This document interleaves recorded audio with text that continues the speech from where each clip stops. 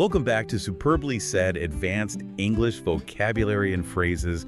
And before we even jump into it today, a really quick note. Yeah, go ahead. Today's vocabulary actually comes straight from a SpeakDuo lesson. So you can head to speakduo.com to meet new people from all around the world practicing English on video calls to become more confident with their speaking abilities. It's just a great resource. Oh, absolutely. SpeakDuo is fantastic. And today's focus is entirely on idioms for advanced English learners. I mean, we're skipping the basic stuff, right? We're going straight into the language analysis. Okay, let's unpack this. I want to start with, what I call the spontaneous mind. Okay, I like that. Right, because it's about how the brain processes information and ideas without us, formally trying to do it.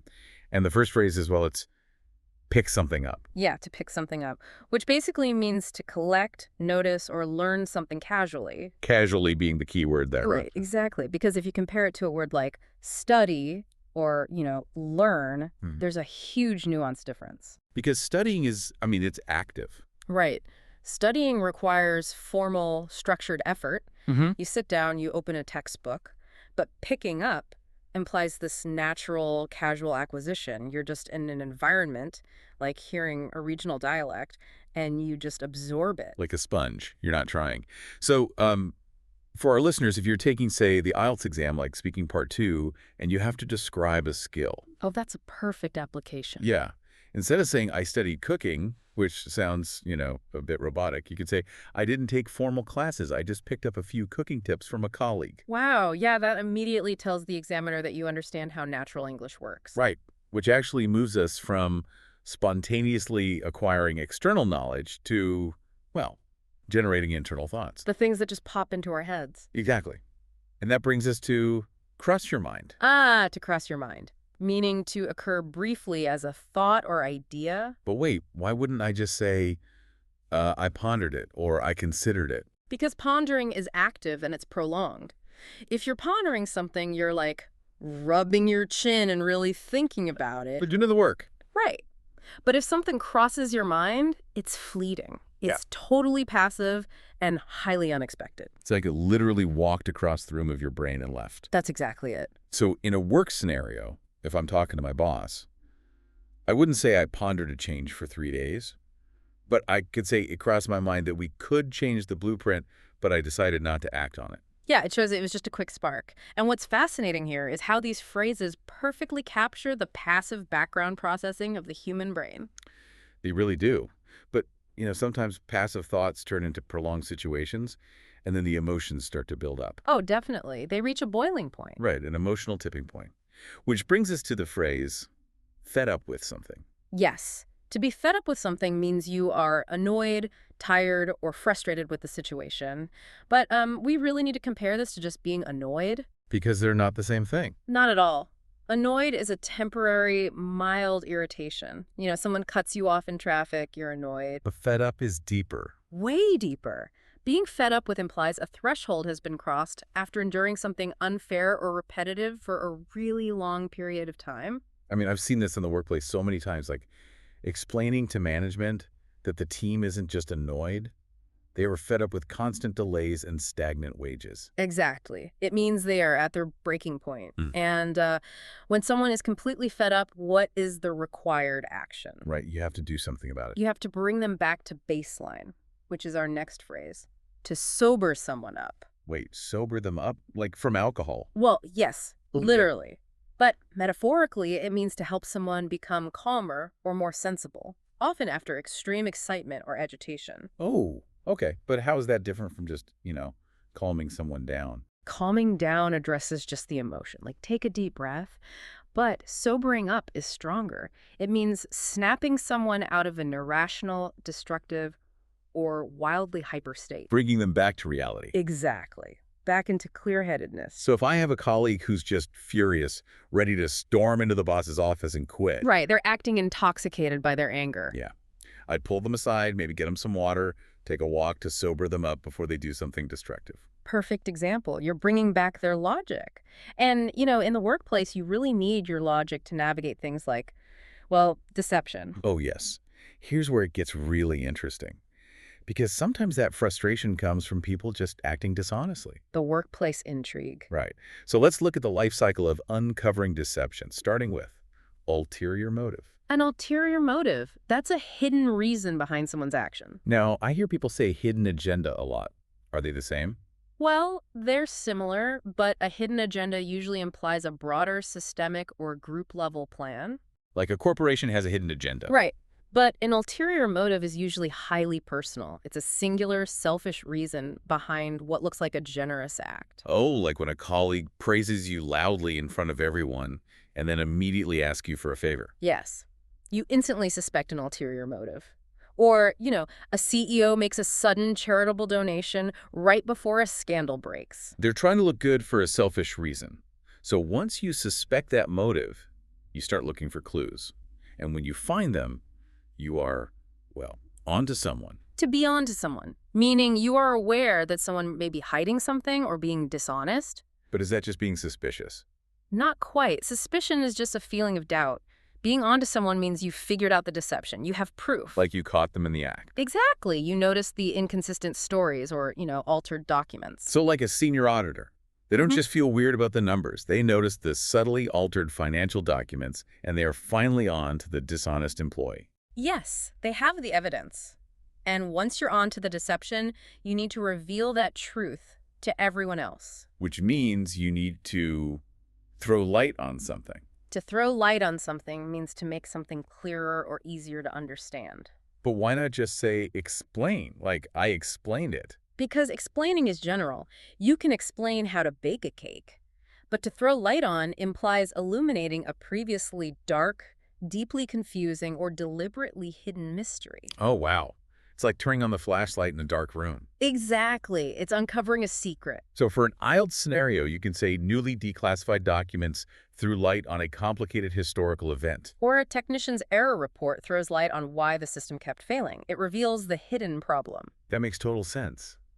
But, even before we throw light on a situation or prove we're on to someone, Our bodies often warn us first. so what does this all mean? We have a physical intuition, which leads us to get the creeps. To get the creeps, that means to feel uneasy, nervous, or slightly scared. But it's not the same as being terrified, right? No. Being terrified or scared is an acute, immediate reaction to a clear threat, like a bear jumps out at you. That would be terrifying. But getting the creeps is a visceral, lingering, physical unease, like getting goosebumps in an eerie situation where the threat is unseen. Oh, like walking through a completely deserted underground parking garage late at night. Exactly. There's no bear, but your body is telling you something is wrong. You literally get the creeps. Yeah. Well, that brings us to the end of our 8 phrases. Which means it is time for the quiz. Yes, the SpeakDuo quiz to test your memory. And for you listening, feel free to pause the podcast here if you need to think about the answer. Yeah, take your time. So I'll read the premise, and then options A, B, and C. Here we go. Question 1. During her brief sabbatical in Tokyo, the linguistic researcher managed to pick up a few regional dialects, meaning she. Option A, officially enrolled in a highly demanding and completely structured advanced academic language course. Option B, casually learned and naturally acquired the specific local phrases without intensive formal study. Option C, completely forgot her previously established extensive vocabulary due to prolonged, intense mental fatigue. All right, take a moment. And the correct answer is option B. She managed to pick up the dialects, meaning she casually learned and naturally acquired the specific local phrases without intensive formal study. Remember, it's like picking up cooking tips from a colleague without taking formal classes. Spot on. Okay, question 2. The CEO's suddenly generous charitable donation made the skeptical board members suspect an ulterior motive, meaning they suspected. Option A, a deeply hidden and completely undisclosed personal reason behind his surprisingly philanthropic action. Option B, a remarkable display of unprecedented corporate generosity intended to significantly benefit local communities. Option C, a severe accounting error requiring immediate and thorough investigation by independent financial auditors. Okay, the answer here is option A. They suspected an ulterior motive, meaning a deeply hidden and completely undisclosed personal reason behind his surprisingly philanthropic action. Just like the coworker who praises you loudly just to get a favor later. Totally. Question 3. After noticing the subtly altered financial documents, the senior auditor was finally on to him, indicating she was. Option A, highly impressed by his remarkably innovative and completely original approach to corporate accounting. Option B, deliberately assigned to closely monitor his daily professional activities by the executive committee. Option C, fully aware that he was actively hiding something and behaving in a dishonest manner. So this one is option C. She was on to him, meaning she was fully aware that he was actively hiding something and behaving in a dishonest manner. It's that shift from mere suspicion to actually having proof of the deception. Nice. Moving to question 4. The newly declassified government documents help to throw light on the complicated historical event, meaning the documents. Option A intentionally obscured the deeply controversial political details to thoroughly protect highly classified information. Option B successfully provided crucial clarifying information that made the incredibly confusing situation much clearer. Option C immediately triggered a massive international investigation involving several prominent global security intelligence agencies. And the correct choice is option B. The documents helped to throw light on the event by successfully providing crucial clarifying information that made the incredibly confusing situation much clearer, just like the technician throwing light on that mysterious system failure. Halfway there. Question 5. Realizing the escalating argument was becoming destructive, he tried to sober his colleague up, attempting to. Option A, aggressively provoke a much deeper conflict by intentionally insulting his fragile professional ego. Option B, completely ignore the incredibly intense emotional outburst and immediately leave the corporate premises.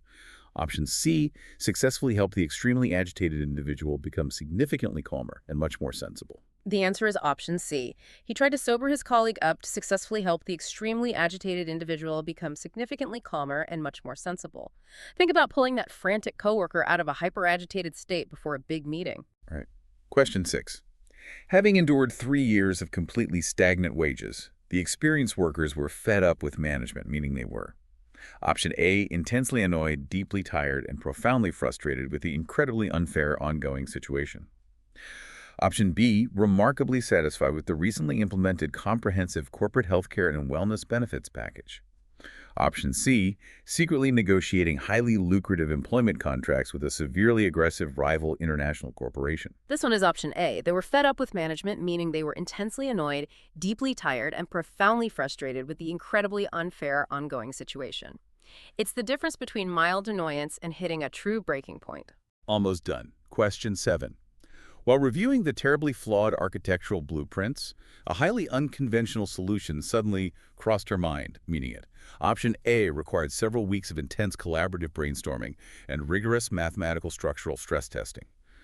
Option B occurred to her quite briefly as a completely sudden and highly unexpected thought. Option C was immediately rejected by the incredibly demanding and remarkably conservative senior engineering supervisor. The answer is option B. It crossed her mind, meaning it occurred to her quite briefly as a completely sudden and highly unexpected thought. It's that fleeting, passive nature of a thought just popping into your head. Okay, final question. Question 8. Walking through the completely deserted underground parking garage late at night gave him the creeps, meaning he. Option A experienced an incredibly uneasy, nervous, or slightly scared feeling. Option B felt remarkably energized and inspired by the brutalist concrete architecture. Option C discovered a deeply hidden structural flaw requiring immediate maintenance. And the final answer is option A. It gave him the creeps, meaning he experienced an incredibly uneasy, nervous, or slightly scared feeling. Just like that physical, lingering unease of walking alone in the dark. And that is it. You made it through all 8 phrases. It's quite a list. And I'd actually like to leave everyone with a final thought here. Oh, absolutely. Go ahead. If you connect all of this to the bigger picture, isn't it fascinating how the English language uses highly physical concepts like picking something up or throwing light or a thought physically crossing a space in your mind to describe entirely invisible mental processes? Wow. Yeah, I never thought of it like that. Right. Next time you speak, just pay attention to how often you use your body to describe your thoughts. It's everywhere in the language. That is such a cool way to look at it. Sure. Well, thanks for joining us on this deep dive into advanced vocabulary. We'll see you next time.